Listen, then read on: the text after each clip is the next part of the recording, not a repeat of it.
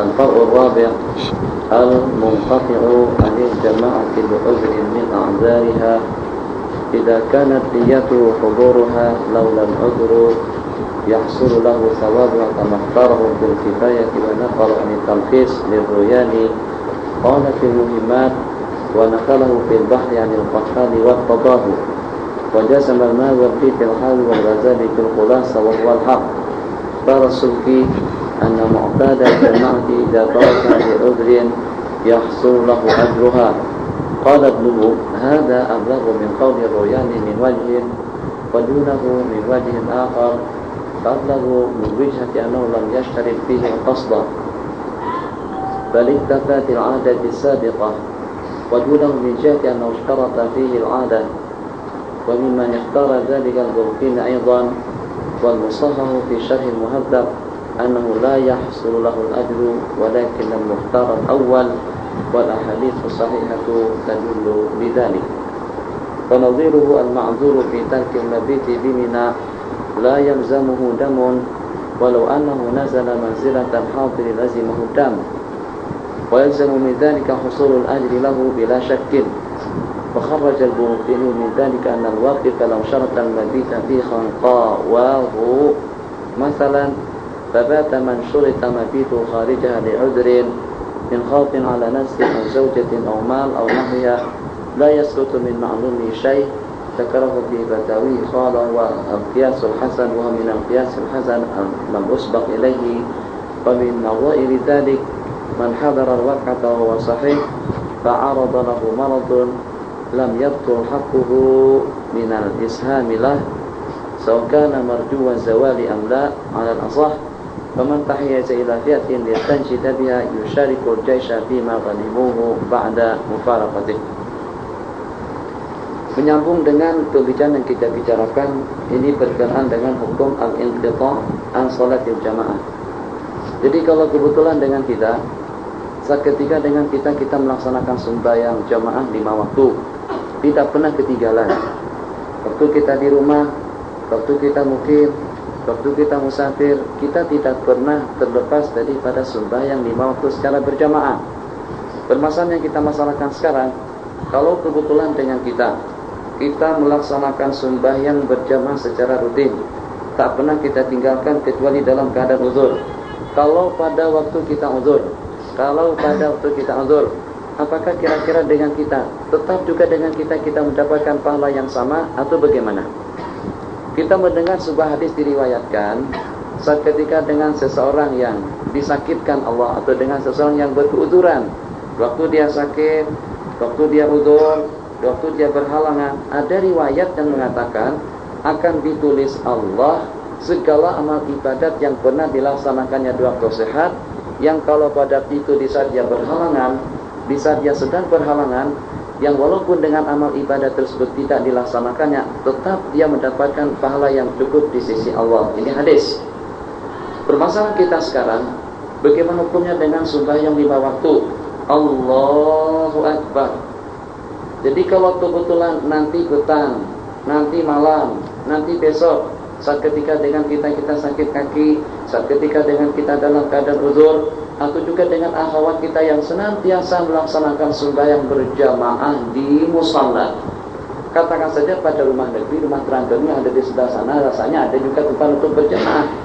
Jadi tak pernah ketinggalan, senantiasa melaksanakan sembahyang secara berjamaah.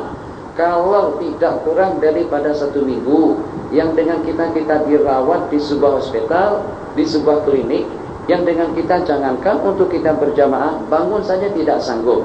Apakah kira-kira selama seminggu kita mendapatkan pahala berjamaah yang sempurna atau tidak? Di sini 2 pandangan, 2 pendapat. Pendapat yang pertama, seseorang yang senantiasa melaksanakan sembahyang berjamaah, yang kalau pada waktu dia uzur, yang kalau pada waktu dia sakit, niyatuhu huduruha laulal udhru. Niatnya akan hadir kalau seandainya dia tidak berkeuzuran.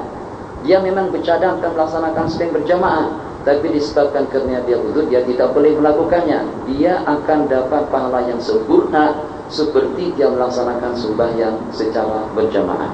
Ini pendapat yang pertama. Jadi pendapat yang pertama mengatakan, 1, dengan yang berkenaan tadi itu harus meniatkan untuk melaksanakan sembahyang berjamaah yang walaupun dia tidak boleh kemana-mana. Azan dikumandangkan dalam hati, kalau aku tidak udzur, kalau aku tidak sakit, niscayalah dengan sembahyang tersebut itu melaksanakan secara berjamaah, dapat pahala berjamaah yang walaupun dia sembahyang sendirian. Pendapat yang kedua daripada ulama, daripada Imam Suki. Imam Suki mengatakan anna mu'tadal jama'ati, harus dengan seseorang itu yang memang terbiasa, sudah terbiasa, sudah merupakan tradisi dia melaksanakan sembahyang secara berjamaah. Jadi maknanya dengan pendapat Imam Suki, kalau dengan seseorang tadi itu sebelumnya memang tidak biasa berjamaah, sebelumnya tidak terbiasa, tidak merupakan kebiasaannya, tidak merupakan tradisinya melaksanakan sembahyang secara berjamaah, yang kalau pada waktu sakit pun, kalau seandainya diniatkannya untuk berjamaah, tetap dia tidak mendapatkan pahala berjamaah. Tapi kalau kebetulan dengan seseorang tadi itu di sepanjang waktunya selama dia masih sehat, dia tidak pernah meninggalkan sembahyang berjamaah. Di waktu pagi, tengah hari, petang, malam, isya, tak pernah meninggalkan sembahyang secara berjamaah.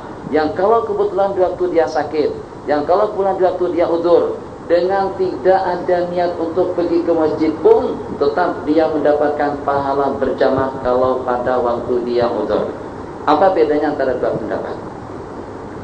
Perbedaannya, pendapat yang di atas riwayat daripada Imam Asnawi di dalam kitab Al-Kifayah, pendapat daripada Imam Ruyani, pendapat daripada Imam Khaffal, pendapat daripada Al-Mawardi, pendapat daripada Imam Ghazali, dan pendapat itu mu'tamad. Tengok dengan pendapat yang pertama. Pendapat yang pertama mengatakan al-munqati'u 'anil jama'ati li 'udhrin min a'dzariha, seseorang yang terputus daripada sembahyang berjamaah disebabkan karena udzur, daripada perkara-perkara yang memberikan keudzuran kita untuk kita meninggalkannya. Kalau niatnya ingin melaksanakan berjamaah di waktu sakit, dia dapat pahala berjamaah. Ini pendapat yang pertama.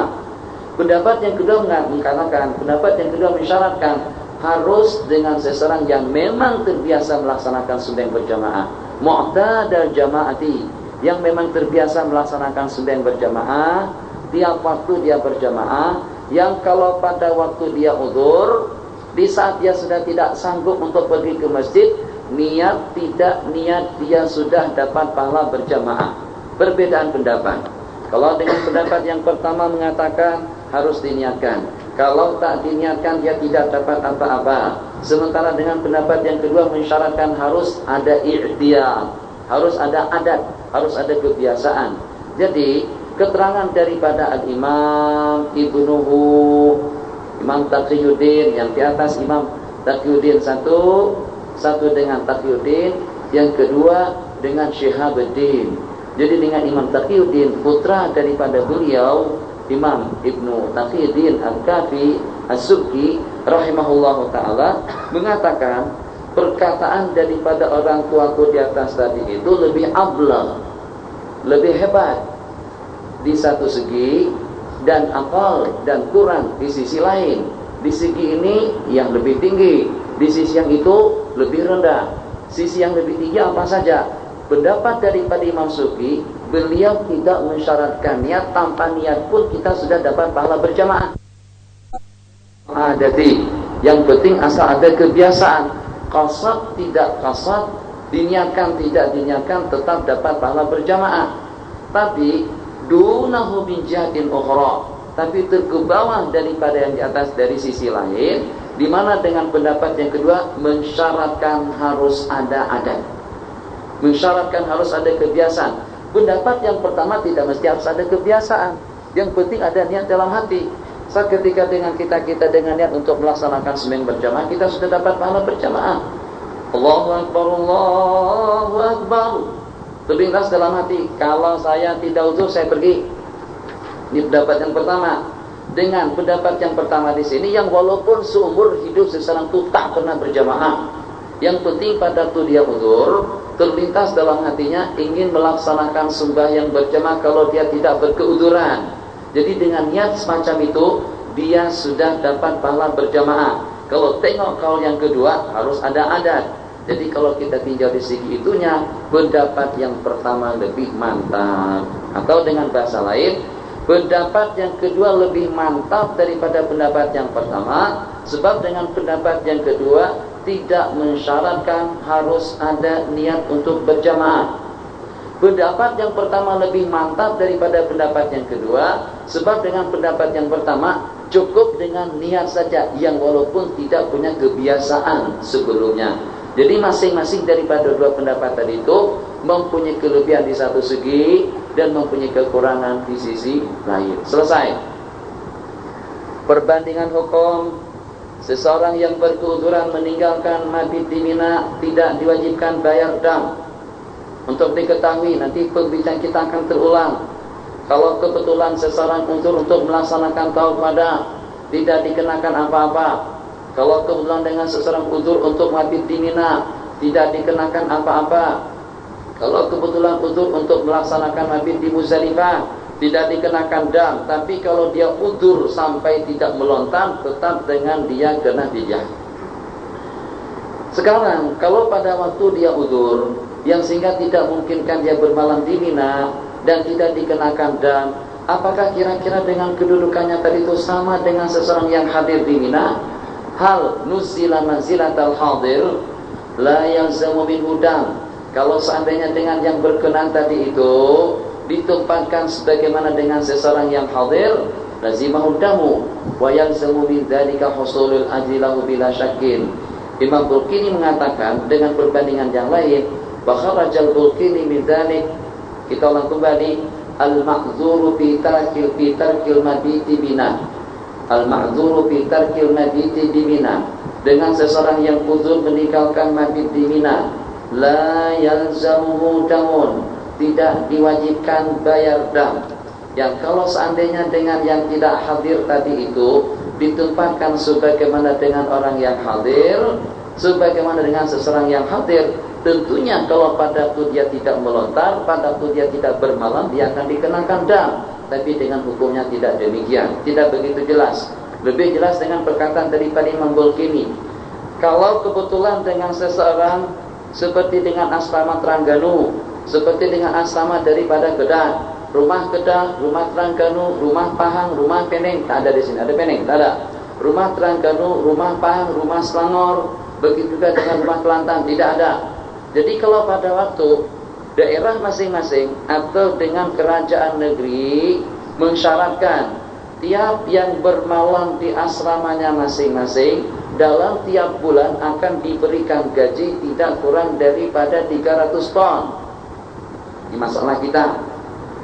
Saya sebagai Nadhirul Waqaf, sebagai yang diamanahi untuk mengawasi keadaan pelajar, mahasiswa dan mahasiswa yang berada di Mesir, di mana dengan kedutaan sebagai wakil atau juga dengan saya yang ditunjuk, tiap yang bermalam 30 malam atau yang bermalam sebulan di asrama itu akan mendapatkan tunjangan daripada kerajaan negeri sebesar 300 ringgit pada tiap bulan. Masalah yang timbul, kalau kebetulan selama sepanjang bulan itu tidak kurang daripada 10 hari kita bermalam di Haisabit, tidak kurang daripada 10 malam kita bermalam di luar, apakah kira-kira dalam keadaan yang semacam itu dengan kita masih mustahak untuk mendapatkan yang 300? Di masalah. Hati-hati dengan masalahnya kalau dengan kawan-kawan yang dapat beasiswa di sini. Jadi suatu benda yang kadang-kadang kita tidak sadar. Suatu benda yang dengan kita tidak sadar, apa dia? Kawan-kawan yang dapat minhah daripada wafidin, teman-teman kita yang mendapatkan minhah daripada Al-Azhar, teman-teman kita yang mendapatkan bantuan daripada Baitul Zakat Al-Kuwaiti, teman-teman kita mendapatkan beasiswa daripada Rabitatul Alamin Islami, teman-teman kita mendapatkan gaji daripada kerajaan negeri. Ini dengan mereka, tentunya dengan gaji bulanan yang diberikan kepada kita itu untuk kita belajar di sini. Anda akan termakan uang syubhat yang kalau kebetulan tanpa ada uzur, tanpa berhalangan, dengan Anda tidak pergi ke kuliah. Sebab duit yang 300 ringgit yang akan diberikan kepada kita itu disyaratkan untuk orang yang kuliah pada tiap bulannya 30 hari atau tiap bulannya tidak kurang daripada 26 hari. Jadi rasanya, ini pengamatan saya pribadi, rasanya tidak akan ada yang akan memberikan beasiswa kalau kebetulan dengan kuliah kita tidak kuliah sama sekali. Sepanjang minggu paling kita kuliah sekali saja. Sepanjang tahun paling kita kuliah sebulan. Bulan yang terakhir saja muqarrar, mahdzub, muhim jiddan dan mahdzub, hanya setakat cari itu saja. Kan macam itu kita kuliah di sini. Jadi macam mana dengan kita mendapatkan beasiswa kalau kita secara lebih hati-hati, kalau kita secara lebih ihtiyat? Kalau dengan kita tidak dapat beasiswa, tak ada masalah. Dapat beasiswa? Dapat? Nah, kena kuliah tiap hari lah. Kalau yang tidak kuliah, yang dapat beasiswa, dapat usaha. Saya dapat beasiswa dalam sebulannya tidak kurang daripada 100 ringgit, 100 dolar. Dari mana? Dari orang tua. Nah, ini masalah lain. Yang dapat beasiswa daripada orang tua, senang kita minta maaf dengan orang tua kita. Tapi rasanya orang tua pun keberatan. Yang kalau seandainya mendengar dengan kita tidak kuliah di sini. Subuh kita punya kebiasaan dari jam pagi sampai pukul 10, sampai pukul 11. Kuliah bila petang saja. Itu pun orang sudah tak ada lagi. Ini masalah. Jadi macam mana dikatakan itu halal? Bagaimana kita katakan kita tidak terima dengan benda syubhat? Syubhat yang betul bagaimana? Syubhat yang dengan kita menerima beasiswa yang itu diperuntukkan untuk orang yang kuliah secara aktif tiap hari. Ternyata dengan kuliah kita hanya setakat 3 minggu pertama saja, hanya setakat pada bulan yang terakhir saja. Ala kulli hal, kembali kita kepada permasalahan. Tidak terlepas daripada syubhat, tidak terlepas daripada termakan uang syubhat atau termakan uang haram. Kalau seandainya dengan kita tanpa udzur, tanpa berhalangan, yang dengan kita tidak pergi kuliah. Sebab peruntukan duit yang 300 ringgit, 40 pon, berapa saja diperuntukkan kepada yang melaksanakan kuliah secara elok. Kalau Anda tidak percaya macam ini, buat suatu keterangan tasdik. Mau dapat beasiswa daripada Baitul Zakat Kuwait, ada tasdik. Ingin dapat beasiswa daripada Wafirin, ada tasdik. Ingin dapat beasiswa daripada Azhar, ada tasdik. Ingin dapat beasiswa daripada kerajaan negeri, harus ada tasdik. Surat keterangan yang diberikan itu coba saja ditulis wa talibul mazkur qad taghayyaba 'anil huduri yawmiyan bi syaklin malhuz. Ayo coba saja tulis macam tu, tak dapat. Saya berani mengatakan tak dapat. Dan pelajar yang berkenaan atau dengan mahasiswa yang berkenaan itu senantiasa tidak hadir ke kuliah, dan perkara tersebut itu merupakan benda yang sangat atau merupakan perkara yang dikenal oleh semuanya. Coba saja dengan kedutaan memberikan keterangan husnus sirah was suluk wa talibul madhkur lam yadhhab ilal kulliyati asla. Tanda tangan di bawah safir. Ya rasanya ajukan saja permohonan tak dapat beasiswa. Untuk apa kami bagi beasiswa kalau ternyata dengan yang berkenan itu tidak hadir? Ini juga diantara daripada faktor yang menyebabkan kepada daya ingatan kita kurang, yang menyebabkan dengan keilmuan kita, yang menyebabkan dengan masalah hati, yang menyebabkan dengan segala-galanya. Tidakkah yang semacam itu sebagai penangkal yang mempatriot keilmuan seseorang dalam jangka yang terbatas? Kita inginkan segala sesuatunya itu lengkap dalam ingatan, sebagaimana saya katakan dahulu dan senantiasa kita sebut. Jadi bagaimana caranya dengan kita dalam jangka yang terbatas, yang walaupun Anda sampai 2-30 tahun mengaji itu juga terbatas. Bagaimana kira-kira dengan segala hajat dan keperluan diri pribadi kita yang pertama itu terpenuhi? Kalau tidak terjawab dengan ilmu, tidak terjawab dengan hadis, tidak terjawab dengan tasawuf, terjawab dengan hati nurani. Istafti qalbaka wa in afdaka al-muftun. Bertanyalah kamu kepada hati nuranimu yang walaupun Anda telah difatwai oleh orang-orang yang berfatwa. Tak mungkin kita akan mendapatkan wa ataina min ladunna ilma. Tidak akan mungkin kita mendapatkan wattaqullah wa yu'allimukumullah. Tidak akan mungkin kita mendapatkan ilham daripada Allah selama hati kita masih belum bersih, selama dengan jasmani kita tidak akan terelakkan daripada benda-benda yang kotor seperti yang kita sebutkan tadi. Maha bijaksana Allah Subhanahu wa taala, maha adil Allah Subhanahu wa taala. Allah tidak akan mencurahkan ilmu yang bercahaya, ilmu yang merupakan nur, fa'lan sebelum dengan annahu la ilaha illallah. Tidakkah Allah bagikan ilmu yang lebih berharga daripada segala-galanya. Mungkin kawan-kawan yang senior ingat pada waktu saya berbicara di Rumah Melayu pada 5 tahun atau 6 tahun yang lepas, saya katakan kalau dengan Bapak Perdana Menteri atau dengan Dr. Mahathir datang ke sebuah tempat yang pada waktu itu juga saya dijemput oleh Syekh Ujail, Syekh Muhammad Ali Ujail, Syekh Ali Ujail yang sudah meninggal suatu saya balik. Kalau saya dapat 2 jemputan, yang pertama jemputan daripada PM, yang kedua jemputan daripada Syekh Ujail, saya tidak akan perkenankan jemputan daripada seorang menteri, saya akan pergi jumpa ulama. Bagi saya ulama adalah segala-galanya. Kenapa? Sebab Allah yang memuliakan mereka. Yarfa'illahu alladhina amanu minkum. Yang pertama, Nabi kita bersabda, wala taqibun wahidun asyaddu 'ala syaitani min alfi 'abidi.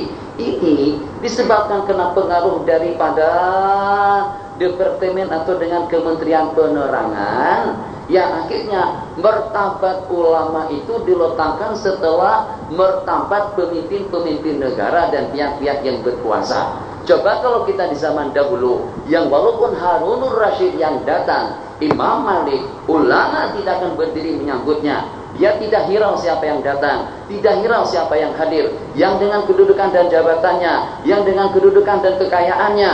Dengan Said Ibn Musayyib, yang walaupun dengan seluruh ulama-ulama di Madinah menyambut dengan kehadiran khalifah pada itu, tetap dengan beliau tidak meninggalkan majelis ilmu, tetap dengan beliau tidak meninggalkan majelis atau juga dengan pengajian hadis di Masjid An-Nabawi. Kenapa? Sebab bagi mereka dengan firman Allah yang berbunyi, Allah hanya mengangkat martabat orang yang berilmu, walladzina utul ilma darajat. Jadi seketika dengan kita dengan pandangan dan juga dengan penilaian yang positif seperti itu, dan seketika dengan ulama kita memang betul-betul menghargai dengan ilmu mereka. Ulama kalau pada waktu tidak menghargai ilmu, tidak memuliakan diri mereka, tidak menempatkan diri mereka sebagai ulama, dan juga tidak memuliakan ilmu pengetahuan mereka sendiri, sebagaimana kita tengok sekarang ini. Ulama yang mencium bahu pemimpin negara, ulama justru yang mengampu, ulama justru yang menyembah, ulama justru yang menundukkan kepala. Akhirnya kalau saya sebagai gubernur, kalau saya sebagai menteri, saya tengok ulama cium bahu saya anggap dia di bawah saya. Ulama kita dulu tak demikian. Dia tidak berhajat dengan dunianya, tidak berhajat dengan kedudukannya, tidak berhajat dengan kementeriannya, tidak berhajat dengan wibawanya. Jadi kata Sayyidina Umar Ibn Khattab radhiyallahu ta'ala anhu, barang siapa menuntut kemuliaan pada selain daripada takwa Allah, pada izzalah. Seseorang yang menuntut kemuliaan pada selain daripada takwa Allah, dia tidak akan mendapatkan kemuliaan di sepanjang hidupnya. Ulama sebagaimana saya katakan tadi, yang jadi problem dengan ulama kita sekarang, yang sehingga kita pandang sinis, kita pandang rendah. Sebelum kita memandang rendah, dia juga merasa rendah, sebab dia hinakan ilmu, yang akhirnya dengan mereka pun juga dipandang rendah oleh pemimpin-pemimpin negara, diperlekehkan oleh mereka, diolok-olok oleh mereka, yang dengan kata-kata yang kita tahu bersama, yang tidak sepatutnya diperkatakan seperti itu. Kenapa dengan mereka sampai memberanikan diri untuk berbuat demikian? Jawabannya, sebab memang itu kesalahan daripada ulama sendiri, yang tidak menghormati diri mereka, yang tidak menghormati ilmu, yang memang ilmu mereka hanya diperalat untuk mendapatkan kedudukan semata-mata.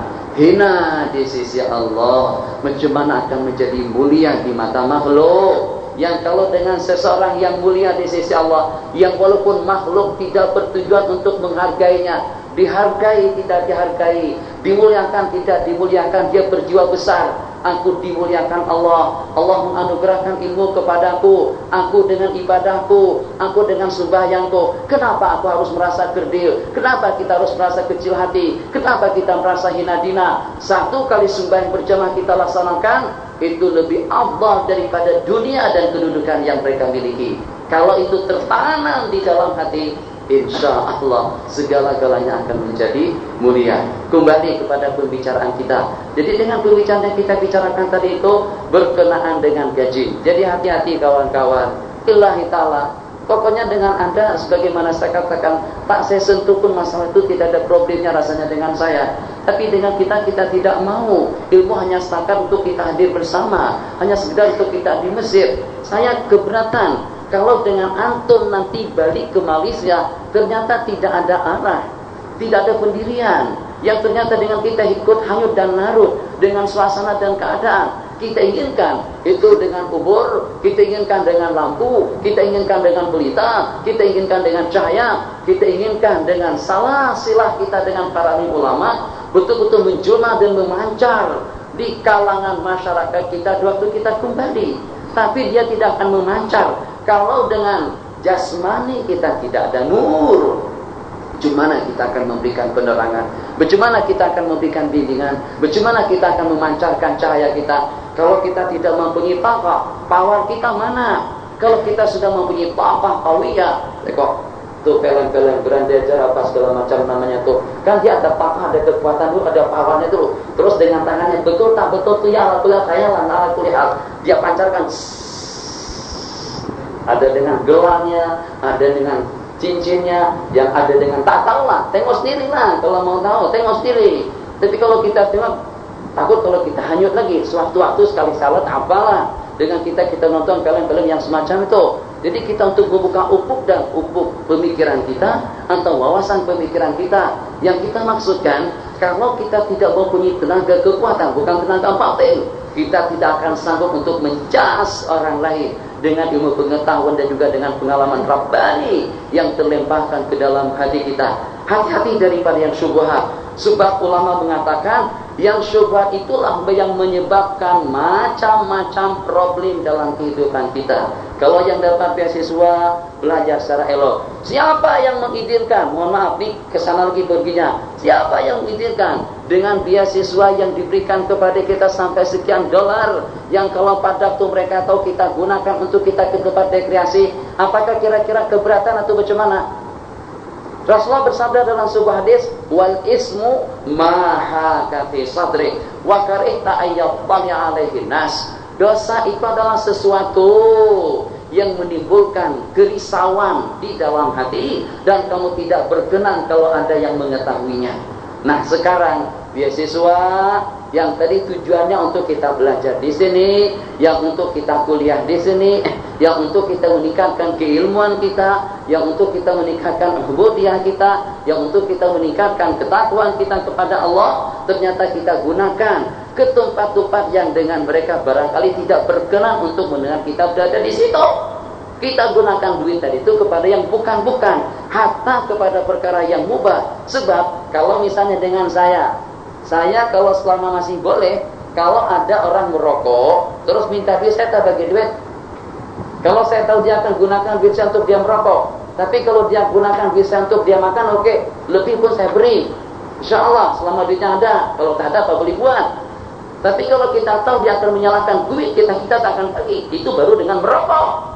Bagaimana kita bagikan beasiswa, ternyata belajar tidak, kuliah tidak, pergi tidak. Ya Allah ya Rahman Rahimin, nanti pada tahun-tahun yang berikutnya kita minta tahwil agar dengan minha kita, beasiswa kita tetap jalan dan tetap berkelanjutan.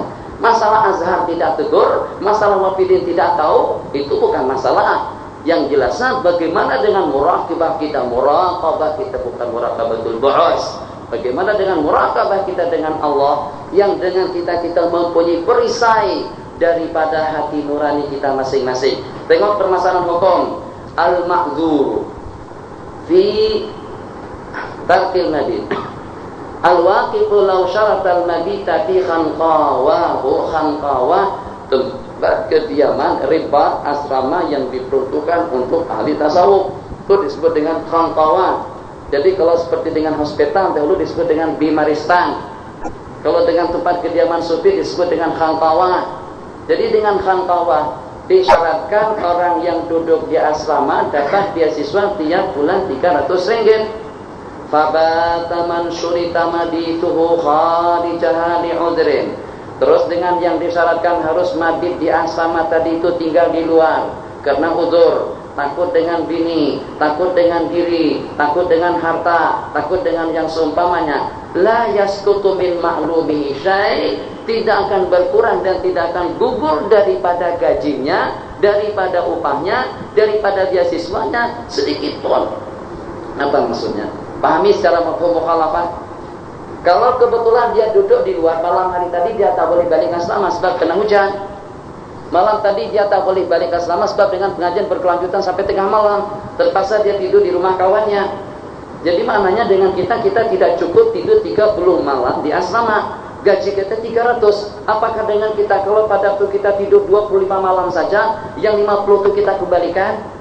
Kalau kebetulan Anda udzur, karena disebabkan uzur sehingga kamu tidak boleh bermalam secara sepenuhnya, tetap Anda mustahab untuk mendapatkan maklum. Maklum istilah fikih, ratib istilah orang Saudi.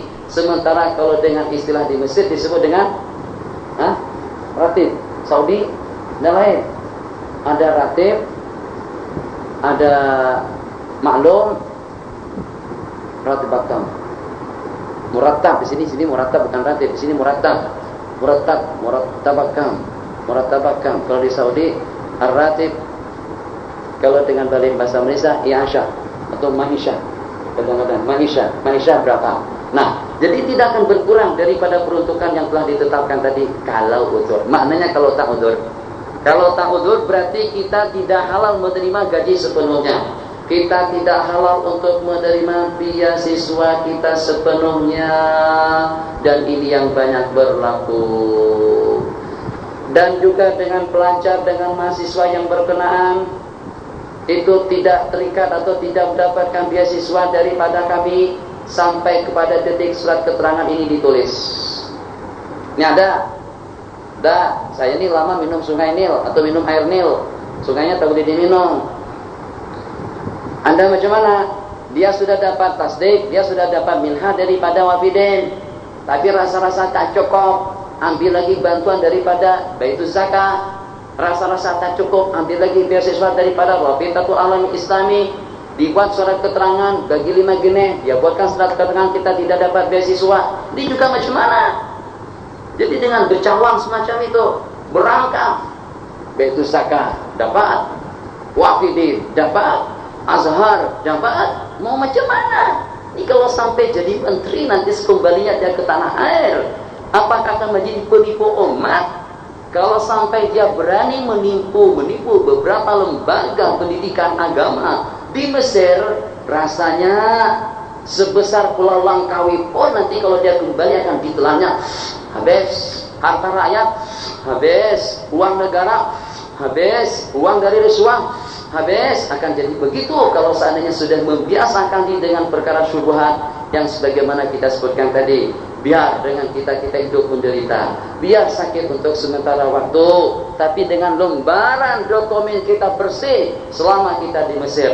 Kalau boleh, sejak dahulu saya mengatakan kalau boleh kita tidak meminjam uang daripada kerajaan, sebab masih ada 3-4% persentase faedah yang akan kita berikan nanti setelah kita ditugaskan. Menyusahkan, ya ada cara lain barangkali untuk mengatasinya. Kalaulah tidak boleh pun, tapi tidak dengan kita tahu kedudukannya dengan iringan istighfar pada tiap waktu. Bagaimana supaya yang masuk ke dalam rongga kita tidak menghalang kelancaran untuk kita menuju Allah, tidak akan menghalang untuk kita dapat rahmat Allah, tidak akan menghalang kita untuk kita masuk ke dalam surga nanti pada hari kiamat. Jadi bukannya cemburu dengan yang mendapatkan pinjaman, tapi dalam waktu yang sama menyayangkan dan menyesalkan kalau sampai gara-gara pinjaman akhirnya kita menjadi hanyut dan larut. Balik ke sana, kita dukung yang tidak betul, kita dukung yang salah, kita dukung yang tidak tepat dengan kehendak hukum. Itu kira-kira disebabkan karena apa saja? Disebabkan karena dengan yang syubhat tadi itu sudah menjelma dalam darah daging kita. Qala rahimahullahu ta'ala, wa min nadha'iri dzalika, dan diantara daripada perbandingan yang di atas seseorang yang hadir di medan perang sewaktu dalam keadaan sehat wal afiat, yang kebetulan ditimpa dan dilanda penyakit yang akhirnya dengan dia tidak boleh meneruskan usaha dan pengorban perjuangannya, lam yaqul haqquhu minal ishami lahu, tidak akan tergagalkan hak dia daripada harta rampasan. Faman tahayyaza ila fi'atin qaribatin yastanjida biha. Dan bagi seseorang yang memihak kepada kelompok lain yang berdekatan untuk mendapatkan perlindungan dan pertolongan, akan berkongsi dengan tentara atau dengan tentara yang mendapatkan harta rampasan setelah ditinggalkan.